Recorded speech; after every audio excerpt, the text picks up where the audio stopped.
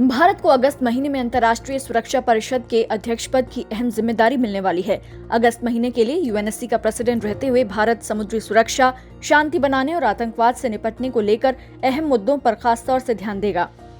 राष्ट्र जिन आदर्शों के साथ स्थापित हुआ और भारत की मूल दार्शनिक सोच बहुत मिलती जुलती है, अलग नहीं है। संयुक्त राष्ट्र के इसी हॉल में ये शब्द अनेकों बार गूंजा है, वसुधैव कुटुंबकम। हम पूरे विश्व को एक परिवार मानते हैं। ये हमारी संस्कृति, संस्कार और सोच का हिस्सा है। पाकिस्तान ने इस पर प्रतिक्रिया देते हुए कहा है कि उम्मीद है कि भारत यूएनएससी की प्रेसिडेंसी के दौरान सभी अंतर्राष्ट्रीय नियम कानूनों का पालन करेगा। आपको बता दें कि संयुक्त राष्ट्र में भारत के स्थायी प्रतिनिधि टीएस तिरुमूर्ति भारत की तरफ से यूएनएससी प्रेसिडेंट का पद संभालेंगे। जनवरी 2021 में 2 सालों के लिए संयुक्त राष्ट्र की सुरक्षा परिषद का अस्थायी सदस्य बनने के बाद से ही भारत इस मौके का इंतजार कर रहा था। भारत ने विदेश मंत्रालय इस अवसर का भरपूर इस्तेमाल करने की रणनीति बनाने में लगा है।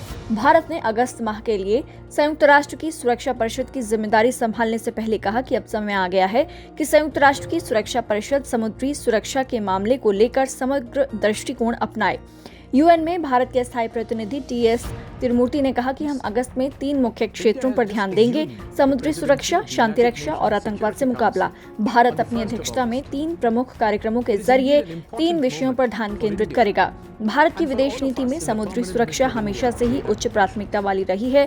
हमने खासकर हिंद महासागर क्षेत्र में समुद्री सुरक्षा सुनिश्चित की है और अब समय आ गया है कि सुरक्षा परिषद समुद्री सुरक्षा के मामले पर समग्र दृष्टिकोण अपनाए ताकि सभी की समृद्धि और सुरक्षा हितों की रक्षा हो सके।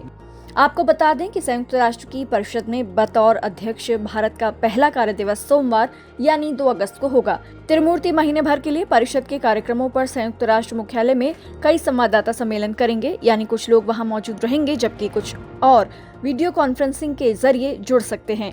इस साल अगस्त के बाद अगले साल दिसंबर में एक बार फिर भारत के पास परिषद की अध्यक्षता का मौका रहेगा।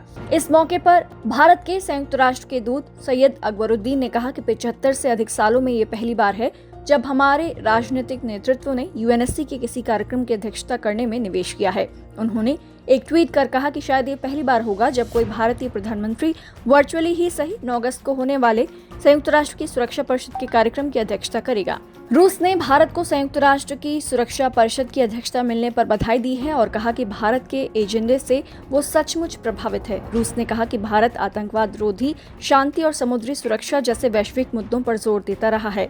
भारत में रूसी राजदूत निकोल कोदाशेव ने ट्वीट किया और कहा, यूएनएससी अध्यक्षता मिलने पर भारत को बधाई। हम वाकई भारत के एजेंडे से प्रभावित हैं जिसके तहत वो आतंकवाद रोधी, शांति और समुद्री सुरक्षा के मुद्दे उठाता है।